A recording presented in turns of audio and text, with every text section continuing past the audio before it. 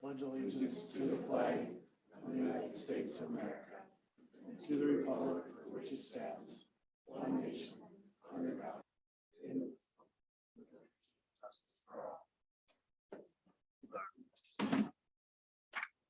3.0 is roll call school board members. All are present, so let's move right into 4.0 communications and reports. First one's 4.0 administration and department head reports. First one, superintendent of school. Yeah, and I just have a short report tonight, but we are going to have the John Hagan from Eide Bailey give his the financial report for fiscal year 21 audit. So John is on Zoom right now. Hopefully John can hear me okay. I can hear you. Can you guys hear me? Yes, yes. So there are 3 documents that have been loaded into board book for you to review. And John is going to give us an overview of the fiscal year 21 audit. So I'll turn it over to you, John. Sure. Do you guys have, is this being presented so you guys can have, like a big screen in front of everybody or not? If not, no big deal. I'll kind of just let you guys know as I'm flipping through slides when I'm going, but there's not too many, so it shouldn't cause too much of a cut. Nancy, you could probably pull it up on the one television here, right? The audit report. And then John, is there a way you can put your camera on or no? I can. Give me one second. Okay. Sometimes when I am, if I present and I have my camera on, it'll cause things a leg up. So I'll give it a try, but if not, I'll shut off my second here. Yep. And we are able to pull up the 3 documents on one of our televisions here. So, and they have the board members all have digital copies in board book. Perfect.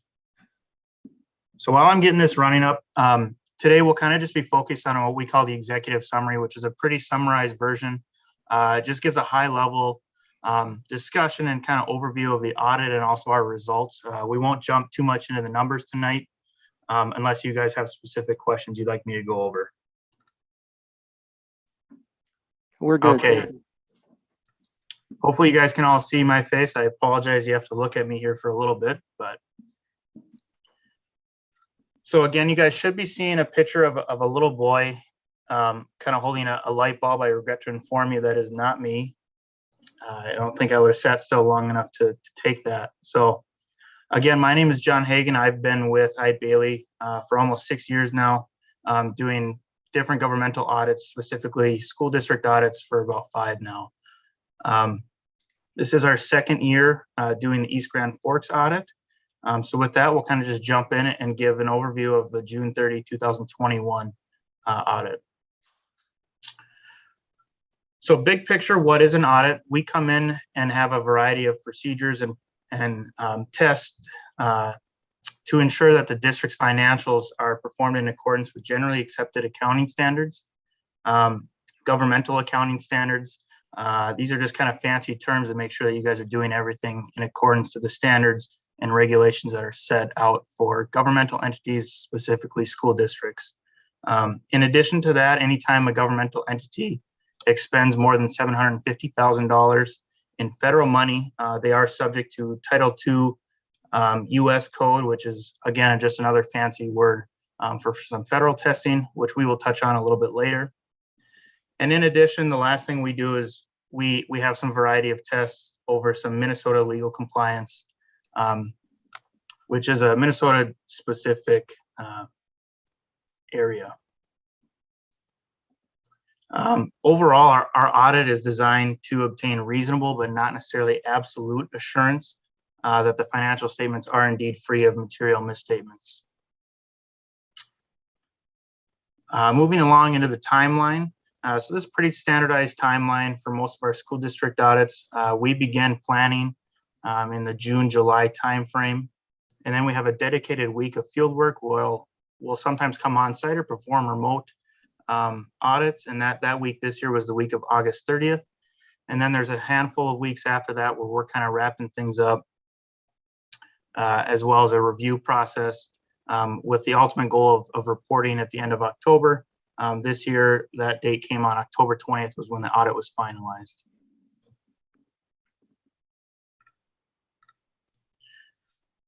So moving along into the results of the audit. So our ultimate goal is when we're performing our procedures and processes is to express an audit opinion. what that means is we go on site and we make sure that, management is responsible for 3 items, that the financial statements are prepared in accordance with those standards that we talked about in the previous slide, that there are no material misstatements, and that they are being presented fairly. With all that in mind, we do express an audit opinion.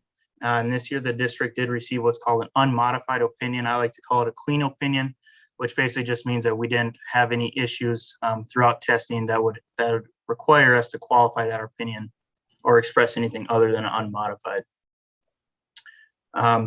This year, there were no new significant governmental standards or anything like that affecting the district, so it was a pretty straightforward and consistent audit.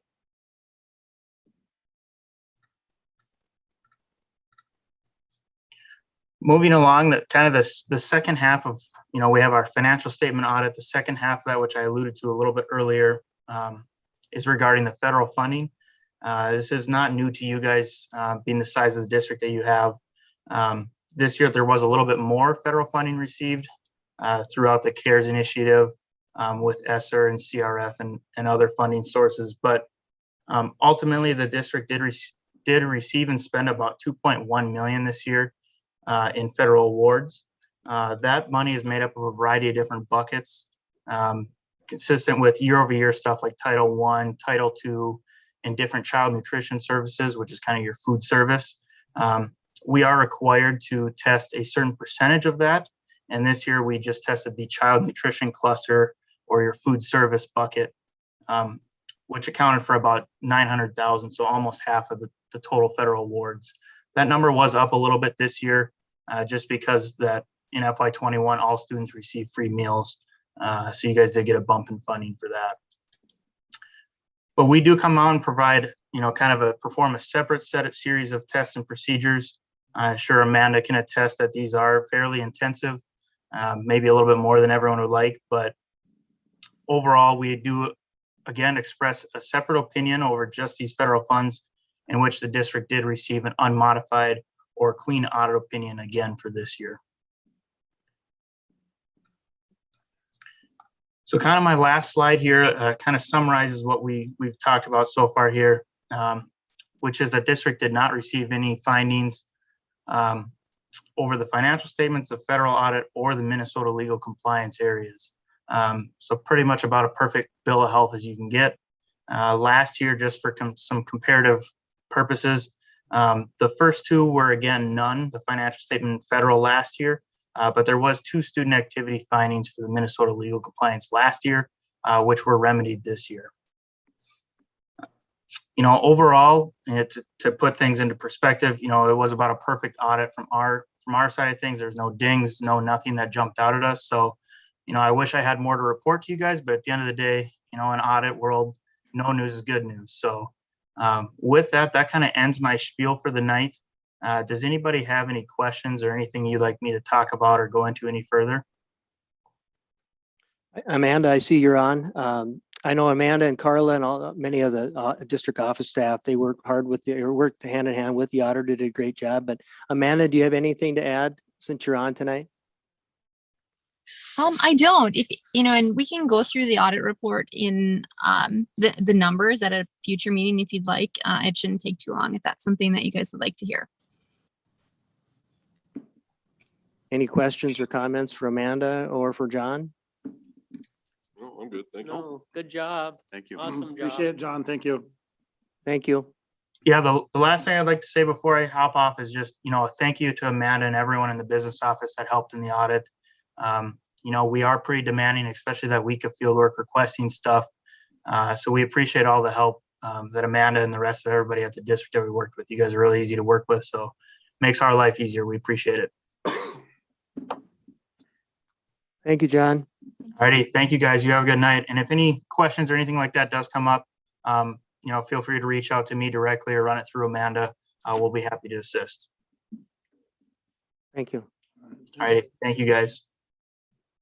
You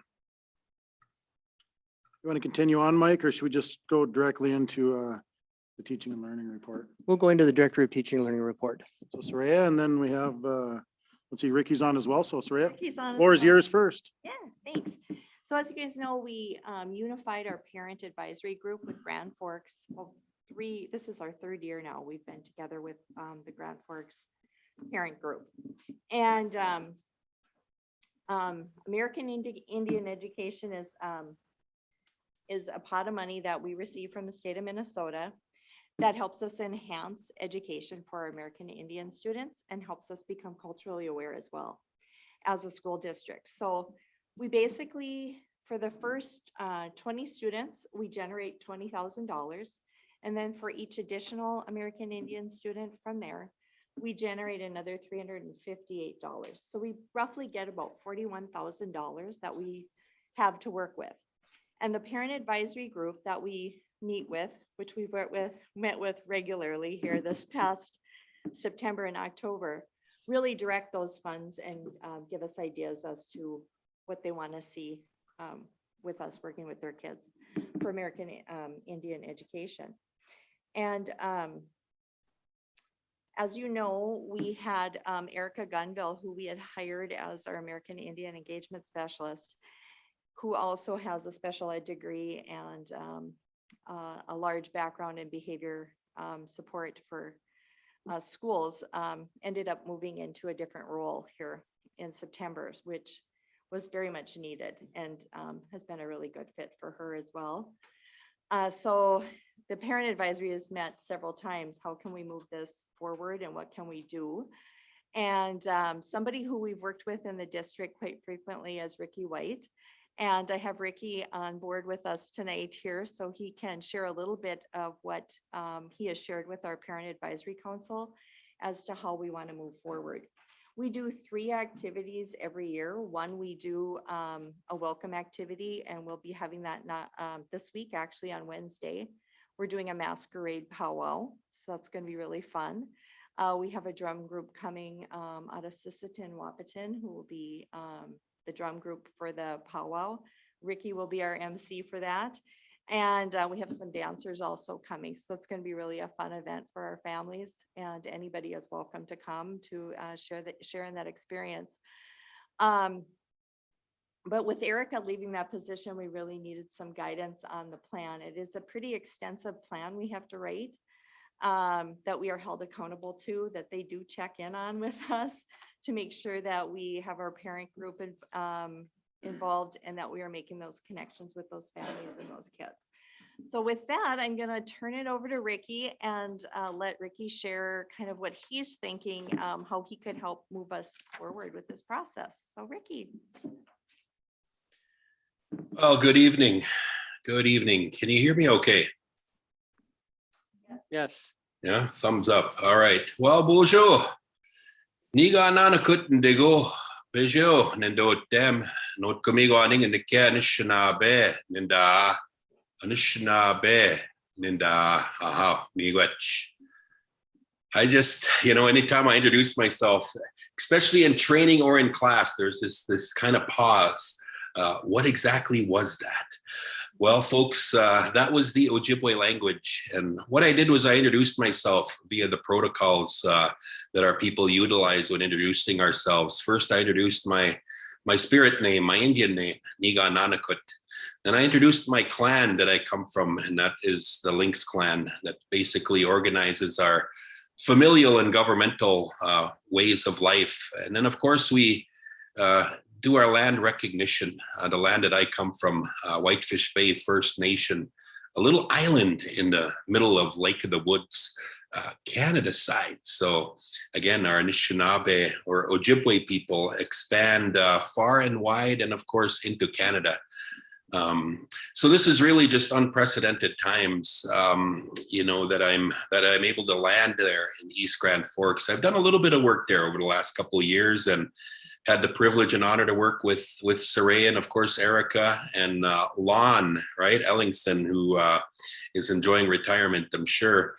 And this year, as we've kind of shift gears, Erica into a role that is once again just what a treasure to have. That kind of person that's able to just latitudinally move into a position to support more learners and whatnot. But what I look to do there at East Grand Forks is continue to awaken the spirit that we've uncovered these last 3 or 4 years with the East Grand Forks American Indian Parent Advisory Committee, of course, under that umbrella of SORAYA as well. And this year is really one like no other when we think about it. We launched about a week ago a training, again, unprecedented training, Native American best practices. And within one day, there were upwards of 50 folks that registered for it. This training will be kind of like quarterly throughout the year, 4 sessions. In depth, also endorsed by North Dakota State University. So there's a cluster of folks, now 84 registrants, right? So we had to close it down, that are now going to participate in this training, a mixture of teachers, administrators, early childhood educators, social workers, bus folks, paraprofessional support staff, and really a time where Minnesota will be passing, once again, I hate to use that word again, unprecedented law, where it is going to require every school district to infuse Native American content or American Indian content into the program. So your neighbors across the river, right, in Grand Forks, North Dakota recently passed a similar law, and Minnesota is well on its way. So East Grand Forks will be miles ahead of other school districts when it comes to this type of training and the type of things that are going to be happening right there in your school district. Again, like you heard SORAYA, this pot of money that is, again, Indian education funding specifically for those Native students. That application will come up due here on November 30th. And I've had a lot of experience, about 20 years or so of working in Indian education in Minnesota. So they are friends of mine, just like they are yours at Minnesota Department of Education. And so as we secure those funds, we've really tailored something where we would like to infuse more support for the families, the students, and of course, teachers right there in East Grand Forks. And so I'm happy to come aboard and provide some of those loose ends. Again, having Erica has been a treasure, and she won't be too far. She'll be right there. But at the same time, needing somebody to help guide that ship, to help guide those practices. So I'm just really excited, for this opportunity and this opportunity to be in this capacity, working with SORAYA, a wonderful parent committee, and again, those students and families and educators that are going to have, a new beginning of sorts coming to East Grand Forks. So I think I'll stop there. I don't know if there's questions or any wonderings from any membership. So. Any questions for Mr. White? Well, we appreciate you coming on board. I guess one thing, SORAYA, if you could, you opened up with that there's the powwow coming up, and maybe since we've got our technology working and we're live now and we have individuals here in the boardroom, if you can just share that information when and where it is. Sure, it is at Central Middle School. And it starts at 5:30. We're going to have a Buffalo Taco Bar for everybody to enjoy some meal before the dancing begins, and it'll go from 5:30 to 7:30 at Central Middle School in the cafeteria. So later in the agenda will be to approve Ricky's contract for him to work to help us with this project. So just so you're aware. And then just, I guess, to answer my question that I have, then he'll help with the, no different than every year when we resubmit the grant. And so you'll work hand in hand with him like you've done with the others in the past and bring it forward to the board. Okay. Exactly. Appreciate it. Yep. Well, thank you, Mr. White. Appreciate it. Thank you. Miigwech. Thank you. Thanks, Rhea. Moving on, no principal reports, no department head, community ed. Want to move right to committee, or Mike, do you want to go into to your report? Yeah, just 2 committees. There were the negotiations, and I know the only group you're meeting with the principal, so that's the last labor group to settle, and I know you're making progress there. Also, the incident command team, we did meet this morning. We did receive updates from Sarah Reese from Polk County Public Health, and she gave us some information. She listed that 2 weeks ago, there were 219 positive COVID cases in the county. Last week, there were 185, and then the current week, was at 100, or it would have been last week, 104. So it's nice to see a drop. Of that 104 positive cases, 42 of them were ages 0 to 19, so approximately 40%. And she mentioned that there were 6 new hospitalizations, 0 in the intensive care unit, and 2 deaths. So she provided that information today. Also, you can see our district data, and this just ran through October 20th, which was last Wednesday. You can see that the current positive case numbers to date would be 47 total students, no staff, and there were 9 active cases as of at the end of the day last Wednesday. So that's really what we talked about this morning. And we also talked about mitigation strategy levels, et cetera, during the incident command team, but it did get cut short.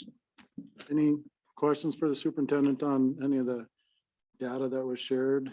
I think Mike and board, when it comes to approving the agenda, I'll make a motion to move back to level 2. Second. We don't have second, Oh. so it's what we'll do, if there's gonna be an amendment to the agenda. Once we go to approve the agenda, then Matt will make that motion, and then we'll get a second from there and have any discussion, and then we'll roll it into district business if needed, so. All right, with that being said, let's move on to 5.0, the consent agenda. First of all, does anybody want anything pulled off the consent agenda?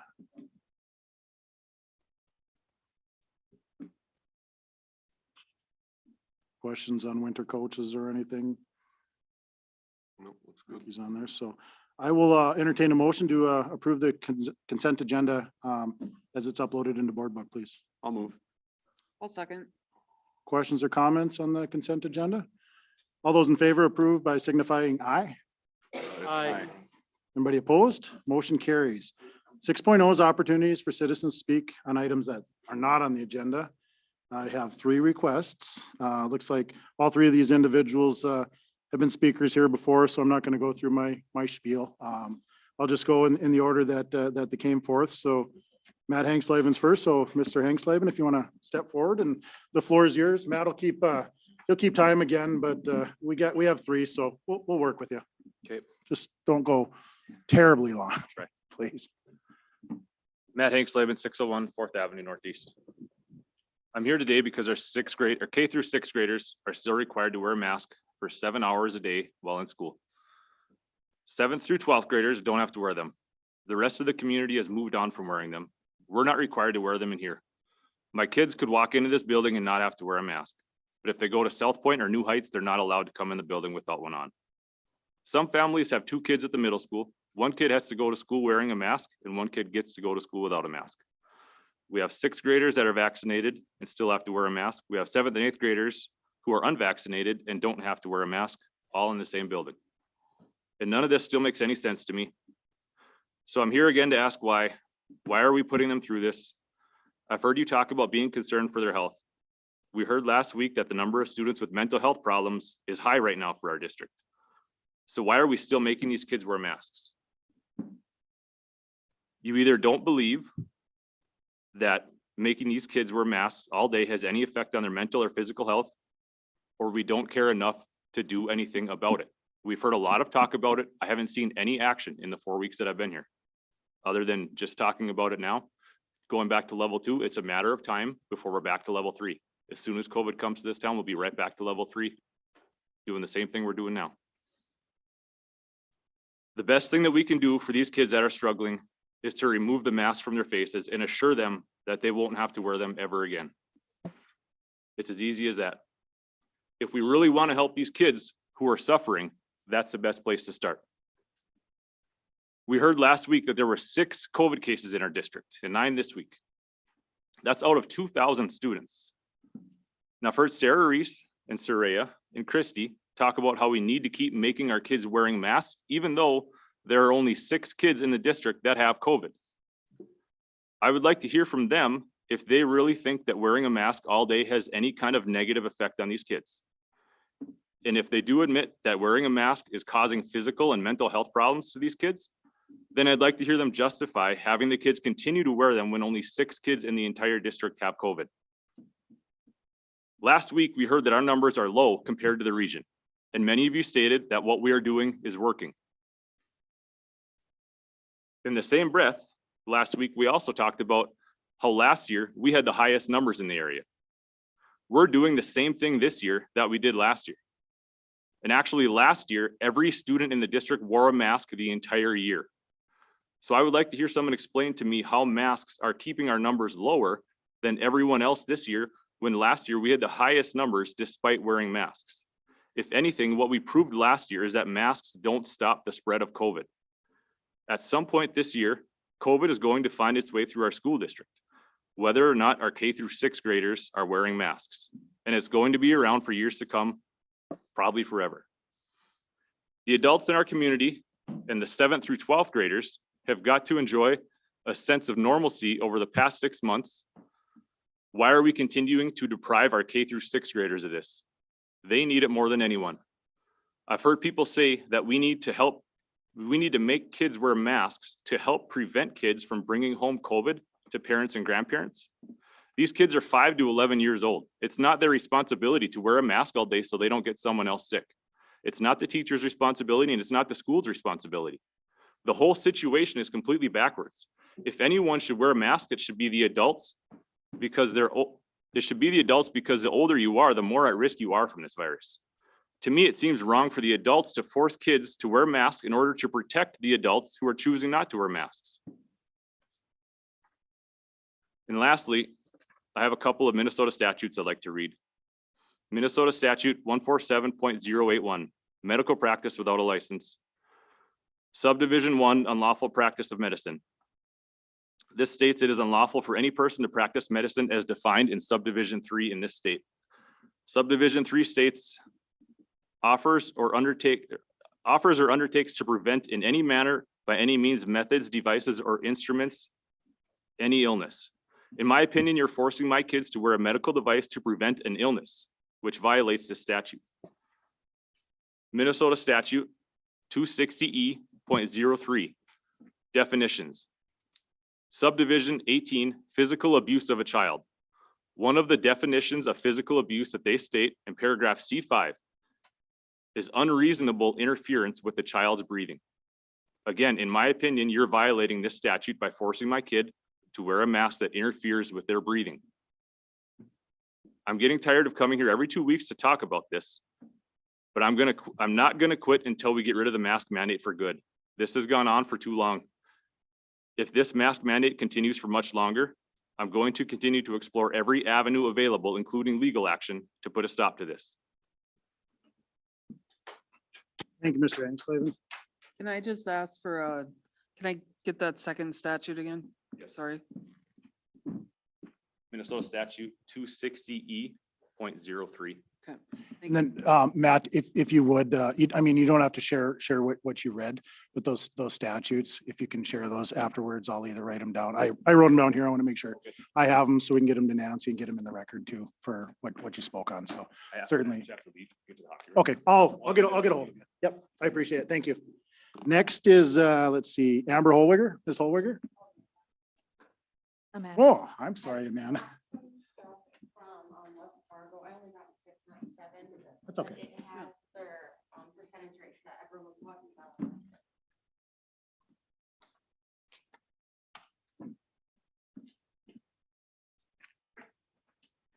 On Wednesday's meeting, Amanda Holweger, 42578 130th Street Southwest.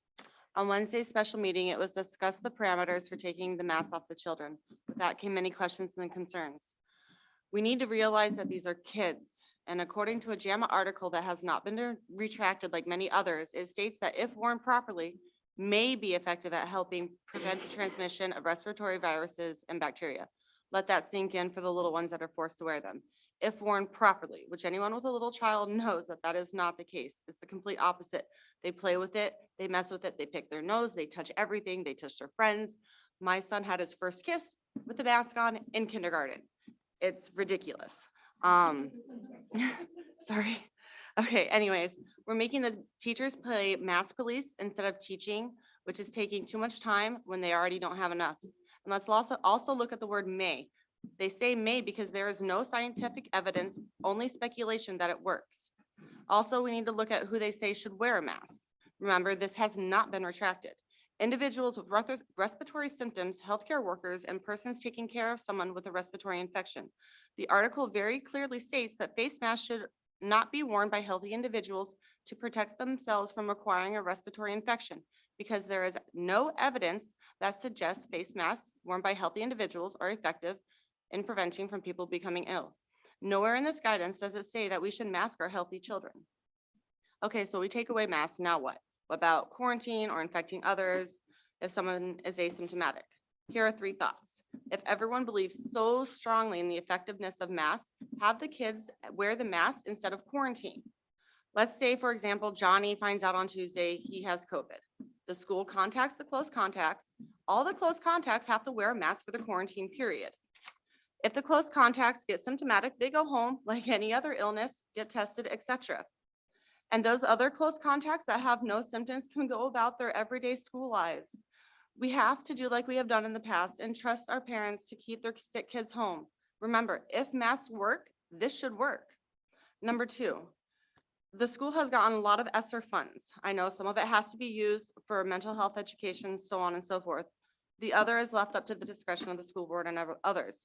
Use that to upgrade the ventilation system in the schools, add filtration systems, and etc. The CDC, which is where everyone wants to take all their information from, states that, quote, the concentration of viral particles is often higher, and ventilation mitigation strategies can help reduce viral particle concentration. The lower the concentration, the less likely the viral particles can be inhaled into the lungs, potentially lowering the inhaled dose. Protective ventilation practices and interventions can reduce airborne concentrations and therefore reduce the overall dose to occupants. Number 3, according to the NIH's National Library of Medicine, chronic comorbidities, including obesity, hypertension, diabetes, cardiovascular disease, and etc., are clinical risk factors for severe or fatal outcomes associated with COVID, with obesity being the most prevalent and respiratory disease being the most strongly predictive. With that being said, maybe we should try to prevent these with starting at kindergarten. Maybe we should bring back more classes and lessons that involve exercise, healthy eating, making good decisions about one's body, and more exercise, gym, etc. If masks work, there should be not much hesitation on this plan. But we also have to remember that we are coming into the winter months. These are the months in which viruses travel the most due to everyone being indoors. Just like in the southern states, their high case numbers were in the summertime when everyone was inside because it was so hot. We have to remember that these cases in our school district and our community are going to rise naturally due to everyone being inside, not because we took away the mask, but because it happens every year. Also, it was stated on Wednesday that the teachers should be surveyed and have a say in what's going on. Has that even been done yet? Has anyone made the attempt to ask the teachers how they feel about any of this? Thank you for your time. Appreciate it. Thank you very much.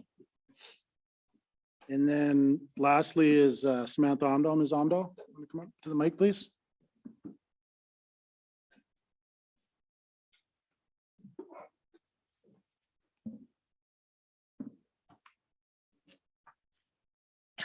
Hi, my name is Samantha Omdahl, and I'm a resident of East Grand Forks.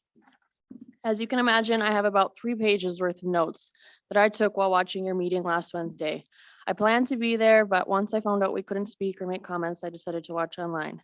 Since we don't have the time to go through all of my notes, I picked out a few key points that I wanted to comment on. The first one was, it was brought up that kids can bring COVID home to grandparents and parents or family members that are immunosuppressed. However, it has been proven that kids are the least likely to contract and spread COVID to adults. But even if they did, it is insanely unfair and irresponsible to be putting the weight of other people's health on the shoulders of children. If parents or grandparents are worried about getting COVID from their kids or grandkids in school, they have the option, if they would like, to be vaccinated, or they have the option of sending their child with a mask. It is not up to the child to save the world. That is ridiculous, and it's not their job, and it's not okay to put that on them. Did you know that there was a study done by Brown University put out 2 weeks ago that kids that were born January 1st of 2020 or later have an automatic IQ of 20 points lower because they aren't seeing faces and they aren't going anywhere and they just in general aren't exposed to places or people. So what do you think this is doing to our kids in school, trying to learn with these masks on or getting sent home every other week for weeks at a time? This is about the kids in these schools, not our community. If their families are worried about them, bringing anything home to their grandparents or their parents, they can choose to mask that child. The majority shouldn't be punished for the few, and that's why it should be a choice for the families and the parents, not for the schools. The second thing I'd like to talk about is the close contact quarantine and how legitimately it makes no sense, even if the virus is shedding itself before the child shows symptoms. If you are actually concerned about a child having COVID just because they were in close contact with someone who is positive, why is it that their family members living in the same household can still go to school, work, or daycare? That tells me that the odds of them having it as a close contact can't actually be that high, or those people in that household would need to be quarantined too. When are we going to start using common sense? The third point I'd like to comment is all the pushback on only staying home if you have symptoms. The argument is that the virus sheds before symptoms show up. So my question is, why does that matter? Look at how many kids in our district have gotten COVID total since this started last year. How many of them have been hospitalized or died? COVID is not hurting these kids.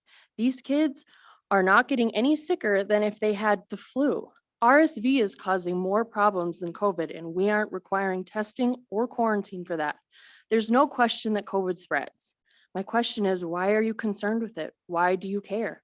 The flu spreads, RSV spreads, but you're not concerned with those.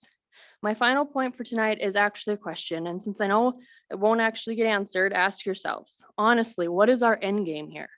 Do you honestly think this is going away? Do you know by now that this is the flu?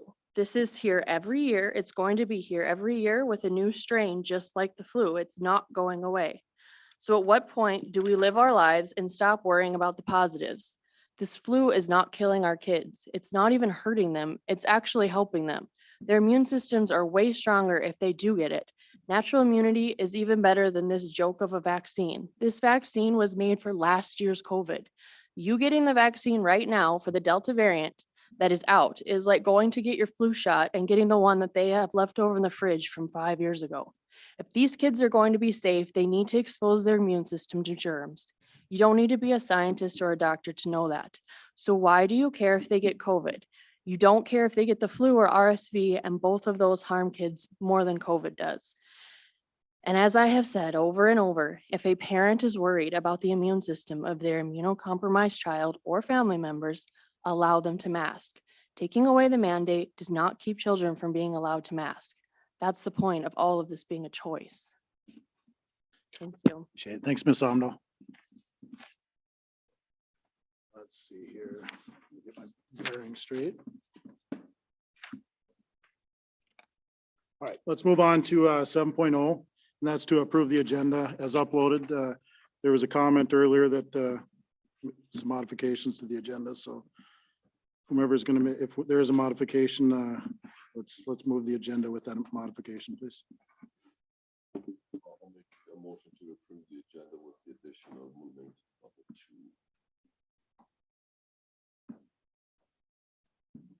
Second, right? Second for that. Yep. Okay, second. Questions or discussion on the agenda, as well as the addition of moving to level 2 of our, I guess, our strategies, or I guess, Mike, how should I word that, safe return to school plan? Okay. Okay, perfect. I don't know. There you go. Just like one more case, do we then go back to? Well, I think what we're going to do is what I'd like to do is get through the meeting. I think you're probably going to hear some stuff during board member comments on next steps. So I appreciate that. All right, all those in favor of approving the agenda with the addition of moving to level 2 signify by stating aye. Aye. Anybody opposed? Motion carries. So let's move on to 8.0, which is district business. 8.1 is to approve the FY21 school district audit report. I'm going to move to approve that. He did call me earlier last week, and John and I went over it thoroughly. So I'll second. perfect. Questions or discussion? Again, I want to echo thanks, not only to Amanda, Carla, the rest of the team in the office, but I think we made the right choice a year or so ago when we switched and basically brought on a contract to handle our finances, as well as Ide Bailey's now our new auditors. So very pleased with them. So all those in favor of approving the FY21 school district audit signify by stating aye. Aye. Aye. Anybody opposed? Motion carries. Next one's a special education resolution. So Superintendent Colness, can you fill us in on that one, please? Yeah, basically, it's an annual resolution that the board has to pass. Our federal funds will float for special education through the ASEC, and I'm a representative on their board. So it just gives that, it's passed every year, and each school district in the ASEC has to pass that resolution. So I will entertain a motion, please. So moved. I'll second. That'd be a roll call vote too, please. Questions or discussion? Nancy, would you call roll call, please? Yes. Yes. Yes. Yes. Yes. Yes. Motion carries, resolution carries. 8.3 is to approve donations to the school district. I'll make a motion to approve the donations. I'll second. Questions or discussion? Certainly thank you to those individuals. I don't have it pulled up on my email, so or my computer, does anybody have? Pulled I could read through them if you would like. It'd be fine. Yeah, $25 donation to PBI's at New Heights from Richard and Margaret Nelson. Also a $500 donation from Northland Custom Woodworking for CMS and senior high school tech ed supplies. A $132.08 donation from Durrell Sports Center for football for the senior high, and a $1,000 donation to the football program from Steve and Rosalind Gander. Thank you to those donors. Greatly appreciated. All those in favor of approving the donation signify by stating aye. Aye. Anybody opposed? Motion carries. So 8.4 is going to be the addition to move to mitigation level 2. So I need a motion in a second. I'll move. I'll second. Questions or discussion? Right, all those in favor of moving our mitigation level strategy from level 3 to 2 signify by stating aye. Aye. Anybody opposed? Motion carries. 9.0 is payment of claims and accounts. We need to pay the bills, folks. I'll make a motion to approve the payment of K-12 bills 121698 through 121835 in the amount of $1,088,952.52. I'll second. Questions or discussion on the payment of claims and accounts? All right, all those in favor of paying the bills signify by stating aye. Aye. Anybody opposed? Motion carries. 10.0 is board member comments. So you all start on your end. Oh, yeah, I think we just need to continue to have discussion. I kind of brought up looking at percentages. Certainly, I think something that document is fluid. We need to continue to look at it. Set I would say expectations for the community, staff, students, everybody of what is an acceptable number when we move back and forth. Certainly, the document itself talks about community spread as well as in-school spread. I think we need to define that, and whether that's done at the talked about the meetings on Friday or continue to have work sessions, whatever that might be. I think it's an important discussion to have. That's all I have. Tom? Yeah, I guess, none of us up here want to have anybody wearing masks, and I think that's just, it's not been our goal. I mean, we want to keep our kids in school and keep them safe and have our staff members in school and watch over them. And so that's, to have the mask thing that we've been dealing with is, we're not there for that. And so we're trying to get things where we don't have to worry about dealing with this, hopefully for long, but it's what we're with, and I guess, looking at the percentages, hopefully we'll come up with something will be a good, a good plan for our district, but it's not an easy thing, and so we're trying to do our best. Thanks, Tom. Lynn? Yeah, this isn't easy for anybody. Nobody wants to mask. The factors that we bring up aren't to offend anybody. It's really to just get a grand scheme of what we're working with here. There's a lot of factors that go into public health, and we don't want to be the ones making that decision either, to be honest. So, when we're talking about never wearing masks again, I mean, that's kind of unreasonable, unless it stays away. If we're talking about, community spread, that's part of it. Should it be on the kids? Absolutely not. I get that. But it is a factor that we need to talk about. So, and there's lots of factors that we need to talk about, which is why, we're gonna keep working on this plan. We know it's not perfect. You'll probably never have a perfect plan in front of you, but we're trying the best that we can. So to answer your question about going from 2 to 3 and 3 to 2 and all that, we don't want to do that either, which is why we're gonna keep working on it. Lindsay, go ahead. Thanks, Lynn.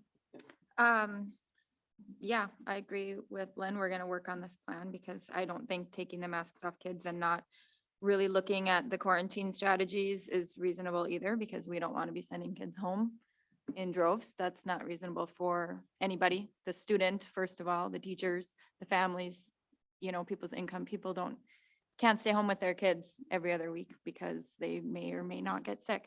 So I think that looking at that is going to be really important moving forward, because we can't just take off the masks and keep going the way that we are. We've got to take off the masks and find some ways to deal with this and live with this and work with this and get back to focusing on education and things that we can't control happen all the time. And I think that that's what's been the focus for a long time, and it needs to stop being the focus on this board. And we need to shift that decision-making process to the families and move forward focusing on education like we planned to do when we joined this board. So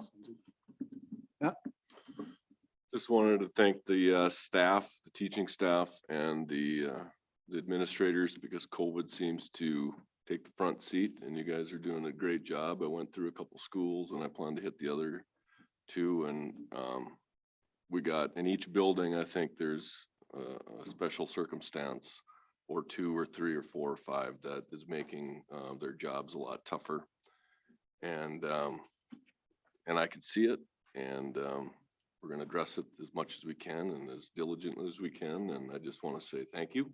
And it hasn't been easy, and you guys are doing a great job. So that's what I wanted to say. That's all I got. Perfect. I have a couple things. Is Ron in here? I don't So Mike, if we could have Ron, I think there was a comment brought up in public comment tonight about ventilation systems and things of that nature. I'm not on the facilities committee anymore, but I know that as I started, before I transitioned off in January, we did a lot of HVAC upgrades, and some of that consisted of, the MERV filters and things of that. So maybe for our next meeting, or maybe if we could just make it more public on what we have done on those ventilation systems, I'd certainly appreciate that. I don't think we've done everything that we can, but I know that we've made some upgrades, and I think if he can put that together and we can share that with. Yeah, that was part of the alternate too, is that we had the ionization, the pricing there so we're actually meeting with the group from ICS coming up here at the end of this week. So. Okay, good. And then I guess secondly, we moved level 2. I should have talked about it during discussion. We made a decision to move to level 2 tonight. Is that, I want to know from the board, is it immediately? When are we doing it? I should go back and at the discussion phase, but we made a motion to move to level 2, but we never really talked about when to move to level 2. So this is a survey of the board. When are we doing it? So Lynn? Tomorrow? Well, I mean, if you're taking a mask off, I don't know how much planning that takes I'd kind of maybe like some input from. Yep, that's the board. teachers. So I want Yeah. to go through the board, and then I think we do have our teacher rep here too, and we'll, if it's okay, Todd, I'll probably have you come up and address the board real quick from the perspective of the teachers, but Lindsay? Well, yeah, I agree with Len. Taking something away isn't taking as much effort or energy as adding something. So Okay. sooner the better. Yeah, I don't care. keep going down. Feelings? Stop. Don't.